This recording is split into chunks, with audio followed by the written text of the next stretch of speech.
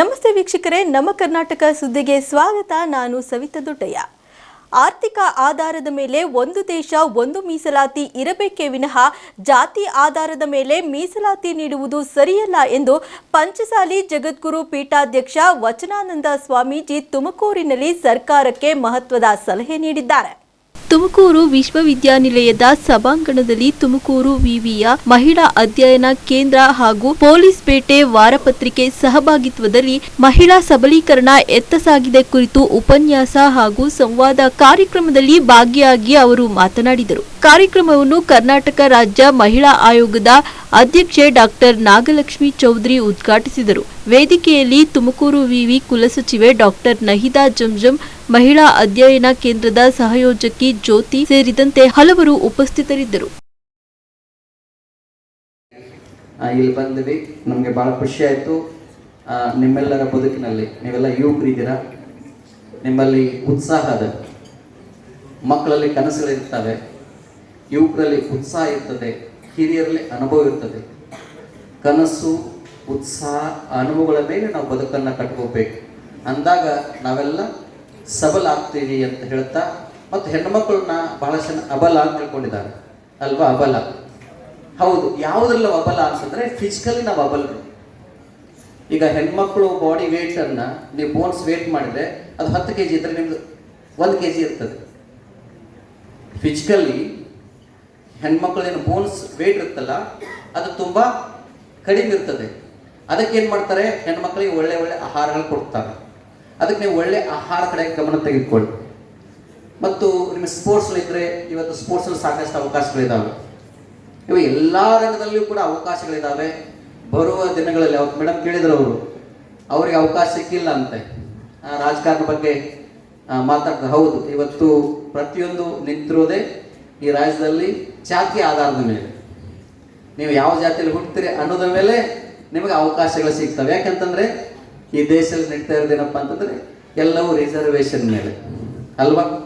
ಇವತ್ತು ರಿಸರ್ವೇಷನ್ನು ಇಷ್ಟು ವರ್ಷಗಳಿದ್ದು ಒಳ್ಳೆಯದೇ, ಅದು ಅವಶ್ಯಕತೆ ಇತ್ತು. ಇನ್ನು ಈ ದೇಶದಲ್ಲಿ ಯಾವ ರಿಸರ್ವೇಷನ್ ಬೇಕಂದ್ರೆ 1 ನೇಷನ್ 1 ರಿಸರ್ವೇಷನ್ ಇರಬೇಕು ಅನ್ನೋದು ನಮ್ಮ ಅಭಿಮತ ಇದು.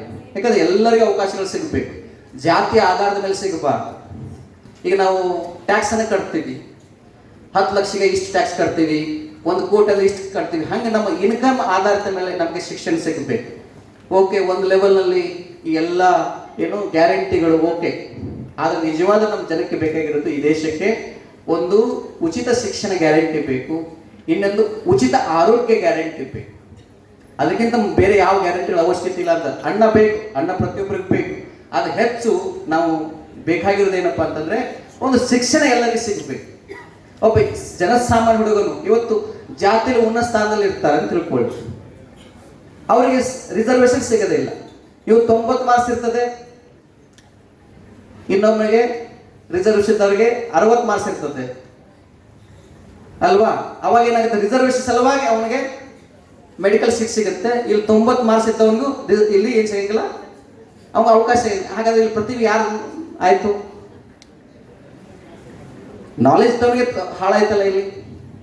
ಅದಕ್ಕೆ ರಿಸರ್ವೇಷನ್ನು ಇರಬಾರ್ದಂತಲ್ಲ, ಬಟ್ ಹೇಗೆ ಆರ್ಥಿಕ ಆಧಾರದ ಮೇಲೆ ನಾವು ಹೇಗೆ ಕಟ್ತೀವಿ ಹಾಗೆ ಆರ್ಥಿಕ ಆಧಾರದ ಮೇಲೆ ರಿಸರ್ವೇಷನ್ ಕೊಟ್ಟರೆ ಅವಕಾಶ ಅನುಕೂಲ ಆಗುತ್ತೆ. ಮತ್ತು ಈ ದೇಶಕ್ಕೆ ಸ್ವತಂತ್ರ ಬಂದು 75 ವರ್ಷ ಆಯಿತು.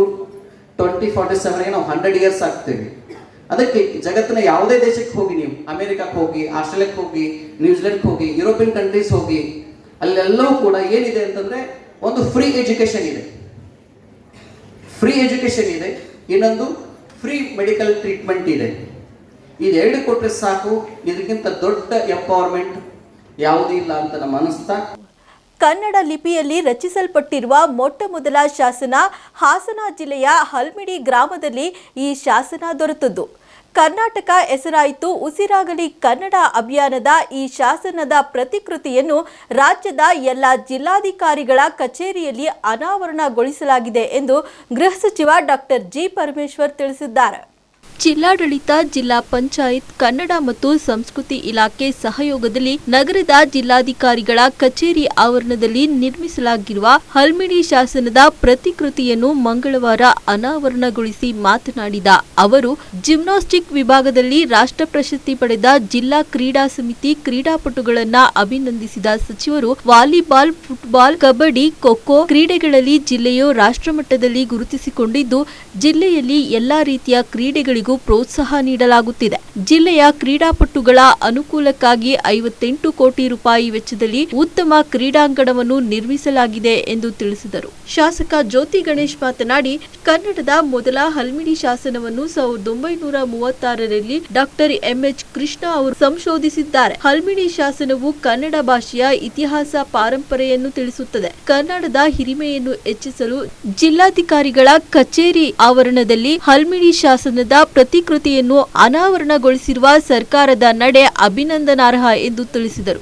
ಈ ಸಂದರ್ಭದಲ್ಲಿ ಜಿಲ್ಲಾಡಳಿತ ವತಿಯಿಂದ ಮೊದಲ ಬಾರಿಗೆ ಆಚರಿಸಲಾದ ತುಮಕೂರು ದಸರಾ ಉತ್ಸವದ ಅಂಗವಾಗಿ ಏರ್ಪಡಿಸಲಾಗಿದ್ದ ತುಮಕೂರು ದಸರಾ ಮಾಡಿ ರೂಪೀಸ್ ಗೆಲ್ಲಿ ಸ್ಪರ್ಧೆಯಲ್ಲಿ ಭಾಗವಹಿಸಿ ಸಾಮಾಜಿಕ ಜಾಲತಾಣದಲ್ಲಿ 6.80 ಲಕ್ಷಕ್ಕೂ ಹೆಚ್ಚು ಜನರಿಂದ ವೀಕ್ಷಣೆ ಪಡೆದ ಮೇಘಾ ಮಂಜುನಾಥ್ ಅವರನ್ನು ಗೃಹ ಸಚಿವರು ಪಾರಿತೋಷಕ ಹಾಗೂ ನಗದು ಬಹುಮಾನ ನೀಡಿ ಅಭಿನಂದಿಸಿದರು. ಈ ಕಾರ್ಯಕ್ರಮದಲ್ಲಿ ಕರ್ನಾಟಕ ರಾಜ್ಯ ಮಹಿಳಾ ಆಯೋಗದ ಅಧ್ಯಕ್ಷೆ ಡಾಕ್ಟರ್ ನಾಗಲಕ್ಷ್ಮಿ ಚೌಧರಿ, ಜಿಲ್ಲಾಧಿಕಾರಿ ಶುಭಾ ಕಲ್ಯಾಣ್, ಜಿಲ್ಲಾ ಪಂಚಾಯತ್ ಮುಖ್ಯ ಕಾರ್ಯನಿರ್ವಾಹಕ ಅಧಿಕಾರಿ ಜಿ. ಪ್ರಭು, ಜಿಲ್ಲಾ ಪೊಲೀಸ್ ವರಿಷ್ಠಾಧಿಕಾರಿ ಕೆವಿ ಅಶೋಕ್, ಪಾಲಿಕೆ ಆಯುಕ್ತೆ ಬಿವಿ ಅಶ್ವೀಜಾ, ಜಿಲ್ಲಾ ಕನ್ನಡ ಸಾಹಿತ್ಯ ಪರಿಷತ್ ಅಧ್ಯಕ್ಷ ಕೆಎಸ್ ಸಿದ್ಲಿಂಗಪ್ಪ, ವಾರ್ತಾ ಮತ್ತು ಸಾರ್ವಜನಿಕ ಸಂಪರ್ಕ ಇಲಾಖೆ ಹಿರಿಯ ಸಹಾಯಕ ನಿರ್ದೇಶಕ ಹೇಮಂತ್ ರಾಜು, ಜಿಲ್ಲಾ ಮಟ್ಟದ ಅಧಿಕಾರಿಗಳು ಉಪಸ್ಥಿತರಿದ್ದರು.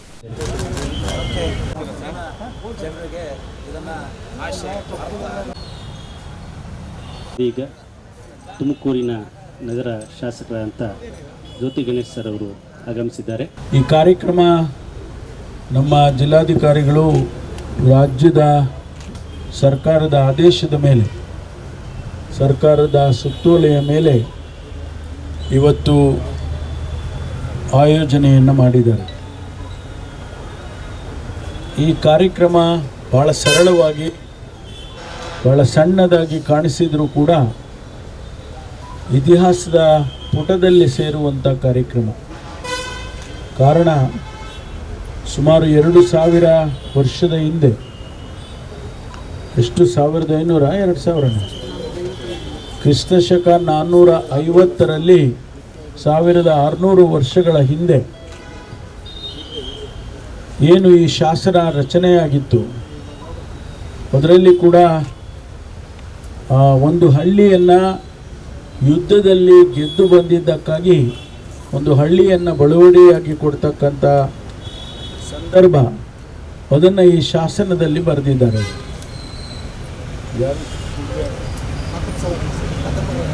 ಕದಂಬರ ರಾಜ ಈ ಒಂದು ಶಾಸನವನ್ನು ಬರೆಸಿದ್ದಾರೆ.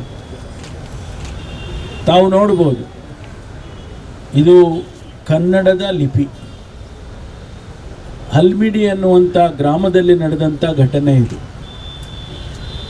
ಈ ಕನ್ನಡದ ಲಿಪಿಯನ್ನು ನೋಡಿದರೆ ಬಹುಶಃ ನಮಗ್ಯಾರಿಗೂ ಅರ್ಥ ಆಗೋದಿಲ್ಲ.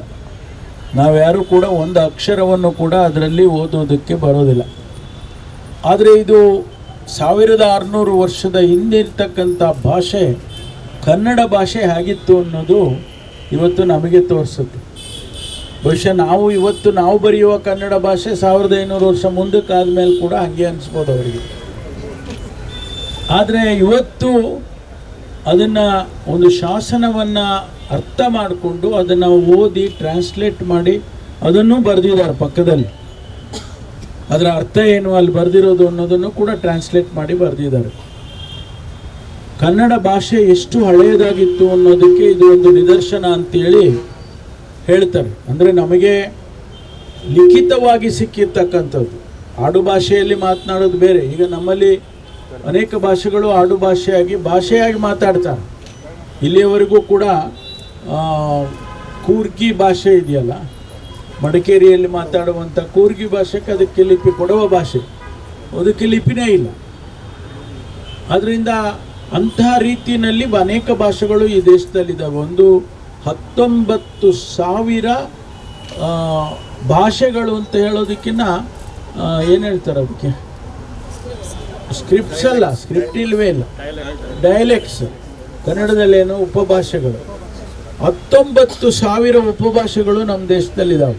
ಸರ್ಕಾರದ ವತಿಯಿಂದ ಹಲ್ಮಿಡಿ ಶಾಸನವನ್ನು ಇವತ್ತು ಉದ್ಘಾಟನೆ ಮಾಡಿದಂಥ ಈ ಸಂದರ್ಭದಲ್ಲಿ ಈ ಕಾರ್ಯಕ್ರಮವನ್ನು ನಡೆಸಿಕೊಟ್ಟಂಥ ಮಾನ್ಯ ಜಿಲ್ಲೆಯ ಉಸ್ತುವಾರಿ ಸಚಿವರು, ರಾಜ್ಯದ ಗೃಹ ಸಚಿವರಾದಂಥ ಪರಮೇಶ್ವರ್ ಸಾಹೇಬ್ರೆ, ಮಾನ್ಯ ಜಿಲ್ಲಾಧಿಕಾರಿಗಳೇ, ಎಸ್ ಪಿ ಅವರೇ, ಜಿಲ್ಲಾ ಪಂಚಾಯತ್ ಸಿ ಇ ಅವರವರೇ, ಮಾನ್ಯ ರಾಜ್ಯದ ಮಹಿಳಾ ಆಯೋಗದ ಅಧ್ಯಕ್ಷರೇ, ನಮ್ಮ ಕಾರ್ಪೊರೇಷನ್ನ ಆಯುಕ್ತರೇ, ನೆರೆದಿರ್ತಕ್ಕಂಥ ಎಲ್ಲ ಆತ್ಮೀಯ ಬಂಧುಗಳೇ, ಇಷ್ಟೊತ್ತು ಕೂಡ ನಮ್ಮ ಸಿದ್ಲಿಂಗಪ್ಪನವರು ಹೇಳಿದ್ರು ಅವಾಗ ಓದಿ ಇದನ್ನು ಹಲ್ಮಿಡಿ ಶಾಸನ ಅನ್ನೋದು ಹಲ್ಮಿಡಿ ಗ್ರಾಮ ಹಾಸನದಲ್ಲಿ ಸಿಕ್ಕಿದಂಥ ಈ ಒಂದು ಶಾಸನ ಏನಿದೆ ಅದನ್ನು ಅನುವಾದ ಮಾಡಿ ಇದನ್ನು ರಾಜ್ಯೋತ್ಸವದೊಂದು ಮಾನ್ಯ ಸಚಿವರು ಹೇಳಿದಾಗೆ ಅವತ್ತು ಇನಾಗ್ರೇಟ್ ಮಾಡಬೇಕಿತ್ತು. ಆದರೆ ಬೇರೆ ಬೇರೆ ಜಾಸ್ತಿ ಕಾರ್ಯಕ್ರಮದಿಂದ ಇದೊಂದು ವಿಶೇಷ ಕಾರ್ಯಕ್ರಮ ಮಾಡಿ ಇವತ್ತು ಮಾಡಿದ್ದಾರೆ. ನಮ್ಮ ಭಾಷೆ, ನಮ್ಮ ಹೆಮ್ಮೆ, ಸಾವಿರಾರು ವರ್ಷ ಇತಿಹಾಸ ಇರುವಂಥ ಕನ್ನಡ ಭಾಷೆ ಮತ್ತು ಜಿಲ್ಲಾಧಿಕಾರಿಗಳ ಕಚೇರಿನಲ್ಲಿ ಇದಕ್ಕೆ ಸೂಕ್ತ ಸ್ಥಾನಮಾನ ಕೊಟ್ಟು ಮಾಡಿದ್ದಕ್ಕೆ ಮಾನ್ಯ ಪರಮೇಶ್ವರ್ ಸಾಹೇಬ್ರಿಗೆ ನಾವು ಅಭಿನಂದನೆ ಸಲ್ಲಿಸ್ತಾ ನಮ್ಮ ಭಾಷೆ ಬಗ್ಗೆ ಎಲ್ಲರಿಗೂ ಕೂಡ ಕಿರಿಮೆಯನ್ನು ಬೆಳೆಸ್ಕೊಳ್ಳೋಣ ಅಂತ ಹೇಳ್ತಾ ಈ ಸಂದರ್ಭದಲ್ಲಿ ವಿಶೇಷವಾಗಿ ಮಕ್ಕಳು ಕೂಡ ಅಥ್ಲೆಟಿಕ್ಸ್ ಅವ್ರಿಗೂ ಕೂಡ ಮಾನ್ಯ ಸಾಹೇಬರು ಅವರಿಗೆ ಸನ್ಮಾನ ಮಾಡಿದ್ರು. ಮಾನ್ಯ ಸಚಿವರು ಸಾಹೇಬರು ಆ ಒಂದು ಅಸೋಸಿಯೇಷನಲ್ಲಿ ರಾಜ್ಯದಲ್ಲಿ ಇರೋದ್ರಿಂದ ಒಂದು ರಾಷ್ಟ್ರೀಯ ಮಟ್ಟದ ಒಂದು ಕೂಟವನ್ನು ಅಲ್ಲಿ ಮಾಡಿಸ್ಕೊಡ್ಬೇಕು ಸರ್. ಇಡೀ ದೇಶದಲ್ಲಿ ಟಾಪ್ 10 ಇಂಡೋರ್ ಸ್ಟೇಡಿಯಮ್ ಅದು ಒಂದಿದೆ ಸರ್, ಅದು ನೀವು ಇನಾಗ್ರೇಟ್ ಮಾಡಿದ್ದೀರಾ ಸ್ಮಾರ್ಟ್ ಸಿಟಿನಲ್ಲಿ, ಅದನ್ನು ದಯವಿಟ್ಟು ಒಂದು ಮಾಡಿಕೊಡಿ ಅಂತ ಹೇಳ್ತಾ ಇವತ್ತು ಈ ಒಂದು ನಮ್ಮ ಭಾಷೆ ಬಗ್ಗೆ ಹಿರಿಮೆ ಇರುವಂಥ ಹಲ್ಮಿಡಿ ಶಾಸನವನ್ನು ಉದ್ಘಾಟನೆ ಮಾಡಿದಂಥ ಪರಮೇಶ್ವರ್ ಸಾಹೇಬರು ಮತ್ತು ಎಲ್ಲರಿಗೂ ಕೂಡ ಧನ್ಯವಾದ ತಿಳಿಸ್ತಾ ಮಾತು ಮುಗಿಸ್ತೀನಿ. ನಮಸ್ಕಾರ. ರಾಜ್ಯದಾದ್ಯಂತ ಸರ್ಕಾರ ರೇಷನ್ ಕಾರ್ಡ್ಗಳಲ್ಲಿನ ಅನರ್ಹರನ್ನ ಗುರುತಿಸಿ ತೆಗೆಯುವ ಕೆಲಸ ಮಾಡುತ್ತಿದೆ. ಆದರೆ ಆಹಾರ ಇಲಾಖೆಯ ಎಡವಟ್ಟಿನಿಂದಾಗಿ ಅರ್ಹರು ಕೂಡ ಕಾರ್ಡ್ ಕಳೆದುಕೊಂಡು ಪರದಾಡುವಂತಹ ಪರಿಸ್ಥಿತಿ ನಿರ್ಮಾಣವಾಗಿದೆ. ಪಾವಗಡದಲ್ಲಿ ಒಬ್ಬ ಅರ್ಹ ಮಹಿಳೆ ಕಾರ್ಡ್ ಕಳೆದುಕೊಂಡು ಕಣ್ಣೀರಿಡುತ್ತಿದ್ದಾಳೆ.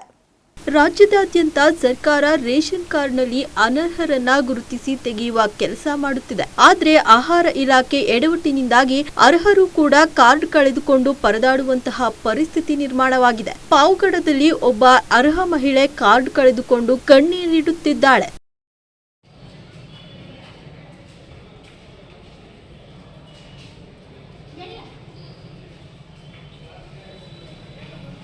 ಹೌದು ವೀಕ್ಷಕರೇ, ಪ್ರತಿಯೊಂದು ಬಡ ಕುಟುಂಬಕ್ಕೂ ಆಹಾರ ಸರಿಯಾಗಿ ಸಿಗಬೇಕು ಎಂಬ ನಿಟ್ಟಿನಲ್ಲಿ ಸರ್ಕಾರ ರಾಜ್ಯಾದ್ಯಂತ ಅನಧಿಕೃತ ರೇಷನ್ ಕಾರ್ಡ್ದಾರರನ್ನ ಗುರುತಿಸಿ ಅನರ್ಹ ಕಾರ್ಡ್ಗಳನ್ನ ರದ್ದುಗೊಳಿಸುತ್ತಿದೆ.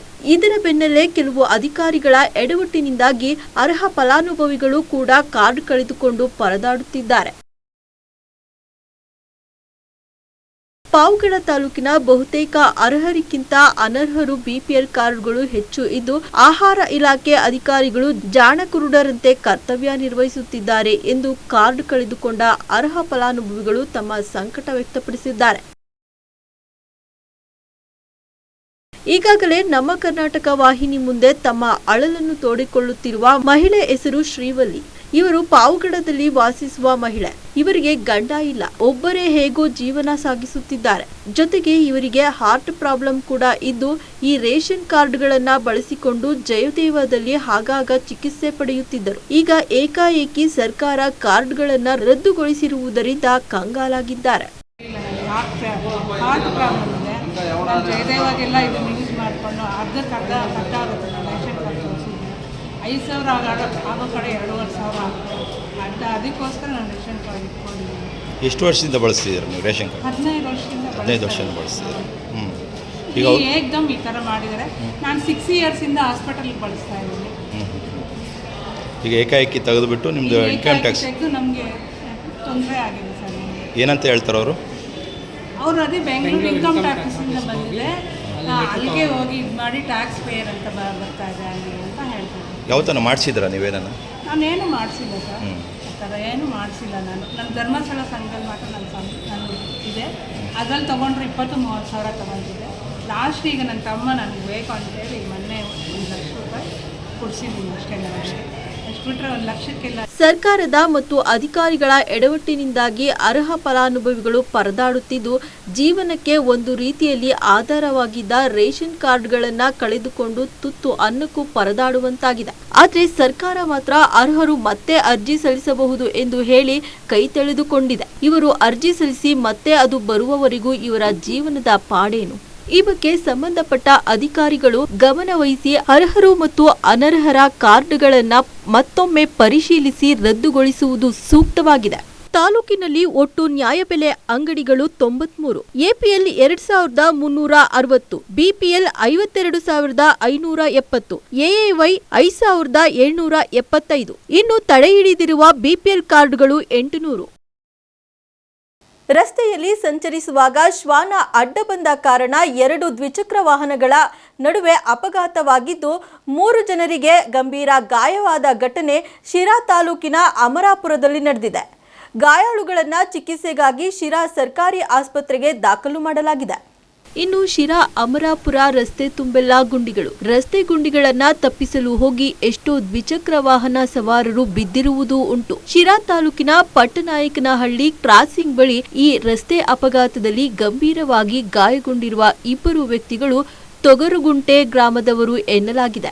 ಮತ್ತೊಬ್ಬ ಚಿಕ್ಕಬಾಣಗೆರೆ ಗ್ರಾಮದ ವ್ಯಕ್ತಿ ಎನ್ನಲಾಗಿದೆ. ಶಿರಾ ಅಮರಾಪುರ ರಸ್ತೆ ಅಪಾರ ಪ್ರಮಾಣದಲ್ಲಿ ಗುಂಡಿಗಳು ಬಿದ್ದಿರುವುದು ರಸ್ತೆ ಅಪಘಾತಗಳು ಹೆಚ್ಚಾಗಲು ಕಾರಣವಾಗಿದೆ. ಏನಾಗಿರೋದು? ನಾಯಿ ಬಂದು ಅಡ್ಡ ಬಂದ್ಬಿಟ್ಟೈತೆ. ಏನು ಮಾಡೋಕ್ಕಾಗ್ತದೆ ಸರ್, ಈ ನಾಯಿಗಳು ನಾಯಿ ಅಡ್ಡ ಬಂದು ಬಿದ್ದಿರೋದಾ? ಯಾವ ಊರವ್ರು ಅವರು? ಒಬ್ಬ ನಮ್ಮ ಚಿಕ್ಕಬಾಣಗೆರೆ. ಬೆಂಗಳೂರಿನ ಎಲೆಕ್ಟ್ರಿಕಲ್ ವಾಹನ ಶೋರೂಮ್ ಒಂದರಲ್ಲಿ ಭಾರೀ ಅಗ್ನಿ ದುರಂತ ಸಂಭವಿಸಿದ್ದು, ಯುವತಿಯೊಬ್ಬಳು ಸಜೀವ ದಹನವಾಗಿರುವ ಘಟನೆ ನಡೆದಿದೆ. ರಾಜಾಜಿನಗರದ ರಾಜ್ಕುಮಾರ್ ರಸ್ತೆಯ ನವರಂಗ್ ಬಾರ್ ಬಳಿಯ electrical scooter showroom EVTric motor private ಲಿಮಿಟೆಡ್ನಲ್ಲಿ ಮಂಗಳವಾರ ಸಂಜೆ ಅವಘಡ ಸಂಭವಿಸಿದೆ. ಎಲೆಕ್ಟ್ರಿಕಲ್ ವಾಹನ ಶೋರೂಮ್ನಲ್ಲಿ ಹಠಾತ್ತನೆ ಕಾಣಿಸಿಕೊಂಡ ಬೆಂಕಿ ನೋಡುತ್ತಲೇ ಇಡೀ ಶೋರೂಮ್ ಆವರಿಸಿದ್ದು ದಗದಗನೆ ಹೊತ್ತಿ ಹುರಿದಿದೆ. ಈ ವೇಳೆ ಶೋರೂಮ್ನೊಳಗಿದ್ದ ಸೇಲ್ಸ್ ಎಕ್ಸಿಕ್ಯೂಟಿವ್ ಕೆಲಸ ಮಾಡುತ್ತಿದ್ದ ಯುವತಿ ಪ್ರಿಯಾ ಹೊರಗೆ ಬರಲು ಸಾಧ್ಯವಾಗದೆ ಬೆಂಕಿಗಾಹುತಿಯಾಗಿದ್ದಾರೆ. ಸ್ಥಳಕ್ಕೆ ಧಾವಿಸಿದ ಅಗ್ನಿಶಾಮಕ ದಳ ಸಿಬ್ಬಂದಿ ಪ್ರಿಯಾ ಮೃತದೇಹವನ್ನ ಹೊರಗೆ ತಂದಿದ್ದು ಬೆಂಕಿ ನಂದಿಸುವ ಕಾರ್ಯ ನಡೆಸಿದ್ದಾರೆ. ಘಟನೆಗೆ ಶಾರ್ಟ್ ಸರ್ಕ್ಯೂಟ್ ಕಾರಣವಿರಬಹುದು ಎಂದು ಶಂಕಿಸಲಾಗಿದೆ. ಭೀಕರ ಬೆಂಕಿಗೆ ಇಡೀ ಶೋರೂಮ್ ಭಸ್ಮವಾಗಿದ್ದು ಎಲೆಕ್ಟ್ರಿಕಲ್ ಸ್ಕೂಟರ್ಗಳು ಅಗ್ನಿಗೆ ಆಹುತಿಯಾಗಿವೆ. ಈ ವೇಳೆ ಶೋರೂಮ್ನಲ್ಲಿ 45ರಷ್ಟು ಎಲೆಕ್ಟ್ರಿಕಲ್ ಸ್ಕೂಟರ್ಗಳಿದ್ದವು ಎಂದು ತಿಳಿದು ಬಂದಿದೆ.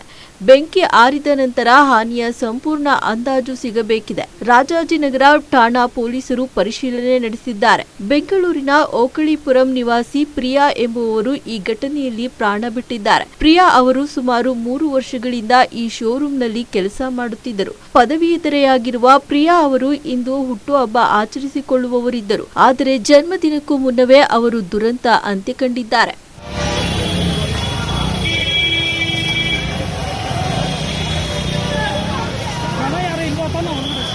ಒಳಗಡೆ ಅವರಂತೂ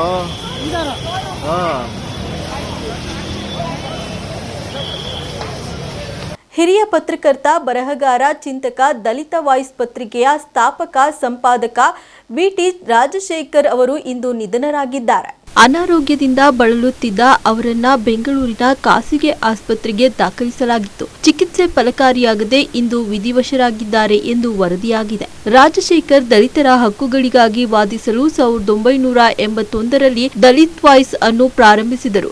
ನಿಯತಕಾಲಿಕೆಯಲ್ಲಿ ಅವರ ಬರಹಗಳು ದೇಶದಾದ್ಯಂತ ವ್ಯಾಪಕ ಚರ್ಚೆ ಹುಟ್ಟುಹಾಕಿದ್ದವು.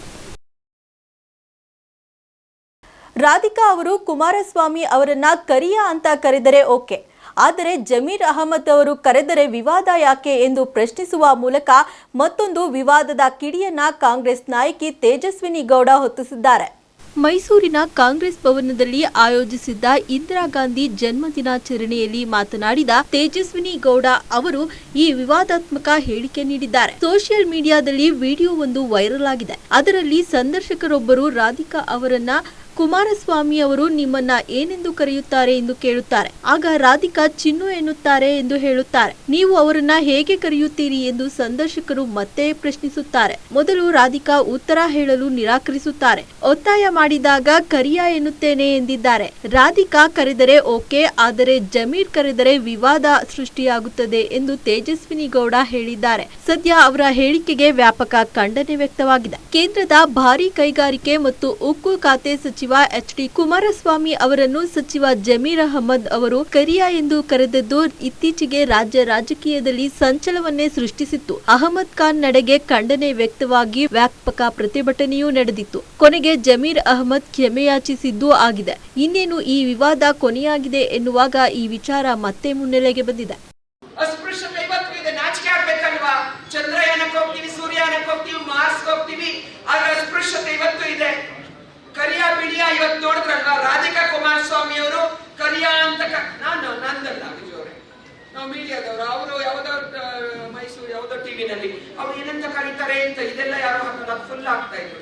ಏನಂತ ಕರೀತಾರೆ ಅಂತ ಅವ್ರು ನನ್ನನ್ನ ಚಿನ್ನು ಅಂತ ಕರೀತಾರೆ. ನೀವೇನಂತ ಕರೀತೀರಿ ಹೇಳಲೇಬೇಕಾ? ಹೇಳಿ ಅಮ್ಮ. ಅದಕ್ಕೆ ಅವ್ರು ಕರಿಯಾ ಅಂತ ಕರಿತೀನಿ. ಪಾಪ ಜಮೀರ್ ಅವ್ರು ಹೇಳಿದ್ದನ್ನ ಅವ್ರು ಹೇಳಿದ್ರೆ ಓಕೆ, ಜಮೀರ್ ಹೇಳಿದ್ರೆ ಯಾಕೆ? ಅದಕ್ಕೆ ನಾನು ಹೇಳಿದೆ. ಭಾರೀ ಕುತೂಹಲ ಮೂಡಿಸಿರುವ ಮಹಾರಾಷ್ಟ್ರ ವಿಧಾನಸಭಾ ಚುನಾವಣೆಗೆ ತೋರಣ ಕಟ್ಟಲಾಗಿದೆ. ರಾಜ್ಯದ ಎಲ್ಲ 288 ವಿಧಾನಸಭಾ ಸ್ಥಾನಗಳಿಗೆ ಇಂದು ಬೆಳಗಿನಿಂದಲೇ ಮತದಾನ ನಡೆಯುತ್ತಿದೆ. ಇದರ ಜೊತೆಗೆ ಜಾರ್ಖಂಡ್ನ ವಿಧಾನಸಭೆಯ 38 ಸ್ಥಾನಗಳಿಗೆ 2ನೇ ಹಂತದ ಮತದಾನ ಪ್ರಗತಿಯಲ್ಲಿದೆ. ಮಹಾರಾಷ್ಟ್ರ ವಿಧಾನಸಭೆಗೆ ಒಂದೇ ಹಂತದಲ್ಲಿ ಮತದಾನ ನಡೆಯುತ್ತಿದೆ. 288 ಸ್ಥಾನಗಳಿಗೆ ಒಟ್ಟು 4136 ಮಂದಿ ಸ್ಪರ್ಧಿಸುತ್ತಿದ್ದಾರೆ. ಇವರಲ್ಲಿ 2086 ಸ್ವತಂತ್ರ ಅಭ್ಯರ್ಥಿಗಳು, 96,36,910 ನೋಂದಾಯಿತ ಮತದಾರರಿದ್ದಾರೆ. ಕೇಂದ್ರ ಚುನಾವಣಾ ಆಯೋಗ 1,186 ಮತಗಟ್ಟೆಗಳನ್ನು ಸ್ಥಾಪಿಸಿದೆ. ಚುನಾವಣಾ ಆಯೋಗದ ಪ್ರಕಾರ ಸುಮಾರು 6 ಲಕ್ಷ ಸರ್ಕಾರಿ ನೌಕರರು ಚುನಾವಣಾ ಕರ್ತವ್ಯದಲ್ಲಿ ಭಾಗವಹಿಸುತ್ತಿದ್ದಾರೆ. ನವೆಂಬರ್ 23ರಂದು ಮತ ಎಣಿಕೆ ನಡೆಯಲಿದೆ. ಎನ್ಸಿಪಿ ಮುಖ್ಯಸ್ಥ Sharad Pawar, RBI governor Shaktikanta Das, cricket ದಂತಕತೆ ಸಚಿನ್ ತೆಂಡೂಲ್ಕರ್, ಸಿನಿಮಾ ನಟ ಅಕ್ಷಯ್ ಕುಮಾರ್ ತಮ್ಮ ತಮ್ಮ ಮತಗಟ್ಟೆಗೆ ಬಂದು ವೋಟ್ ಮಾಡಿದ್ದಾರೆ.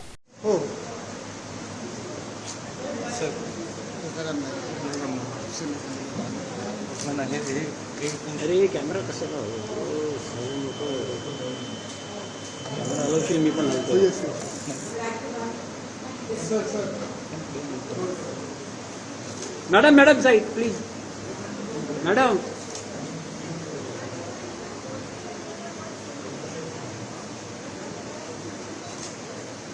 अरे हाल नको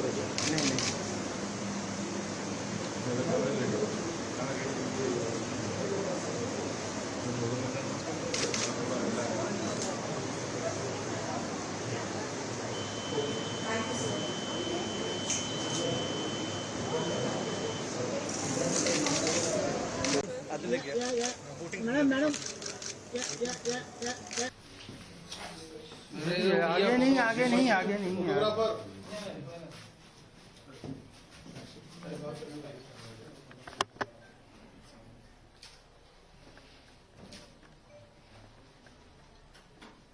आठशे 67 हट जाओ भाई पीछे भाई पीछे भाई ओ चाचा ओ मोबाइल चलो आ जाओ अरे यार अरे मंगलना नाना पटोले यांचा इपिक नंबर आहे 4288.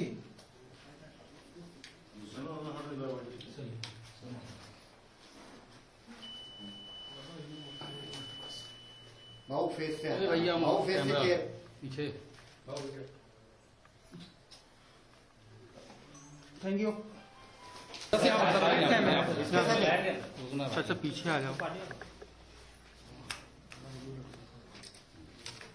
Arrangements were very good, excellent. In fact, I would like to congratulate the Election Commission of India and the election officials of Mumbai for a very smooth and for a very smooth voting, which all the arrangements they have made very smooth, very nice arrangements. Summer's Lok Sabha election was there and now it's almost winters. So do you think that the voting percentage will go up? No, I have already just now I said I think the elections are being held in the middle of the week. So the expectation of everyone is that the voting percentage will be more. It's responsibility of every citizen to go and vote और बहुत ज़्यादा ज़रूरी है देश के लिए और हुकूमत बनाइए just go and vote में all the best. Okay, thank you sir. BJP ರಾಷ್ಟ್ರೀಯ ಪ್ರಧಾನ ಕಾರ್ಯದರ್ಶಿ ವಿನೋದ್ ತೌಡೆ 5 ಕೋಟಿ ಹಣ ಹಂಚುತ್ತಿದ್ದ ವೇಳೆ ರೆಡ್ ಹ್ಯಾಂಡ್ ಆಗಿ ಸಿಕ್ಕಿಬಿದ್ದಿರುವುದು ಮಹಾರಾಷ್ಟ್ರದಲ್ಲಿ ನಡೆದಿದೆ. ಈ ವಿಡಿಯೋ ಎಲ್ಲೆಡೆ ವೈರಲ್ ಆಗುತ್ತಿದೆ. ಅನೈತಿಕ ರಾಜಕಾರಣ ಭ್ರಷ್ಟಾಚಾರಕ್ಕೆ ಕನ್ನಡಿ ಹಿಡಿದಿದೆ. ರೋಡ್ನಲ್ಲಿ ಸಿಕ್ಕಿರುವ ಡೈರಿಯಲ್ಲಿ ಗುಜರಾತ್ನಿಂದ 34,000 ಕೋಟಿ ಕಳಿಸಲಾಗಿದೆ ಎಂದು ಬರೆದಿದ್ದು ಯಾರಿಗೆ ಎಷ್ಟೆಷ್ಟು ಕೋಟಿಗಳನ್ನು ವಿತರಿಸಲಾಗಿದೆ ಎಂದು ಉಲ್ಲೇಖಿಸಲಾಗಿದೆ. ಚುನಾವಣೆಯಲ್ಲಿ ಸೋಲುವ ಭೀತಿಯಿಂದ ಹಣ ಹೆಂಡದ ಆಮಿಷವೊಡ್ಡಿ ಮತ ಸೆಳೆಯಲು ಪ್ರಯತ್ನಿಸುತ್ತಿರುವ ಬಿಜೆಪಿಗೆ ಮಹಾರಾಷ್ಟ್ರದ ಜನತೆ ತಕ್ಕ ಉತ್ತರ ನೀಡಲಿದ್ದಾರೆ ಎಂದು ಕಾಂಗ್ರೆಸ್ ತನ್ನ ಎಕ್ಸ್ ಖಾತೆಯಲ್ಲಿ ಬರೆದುಕೊಂಡಿದೆ.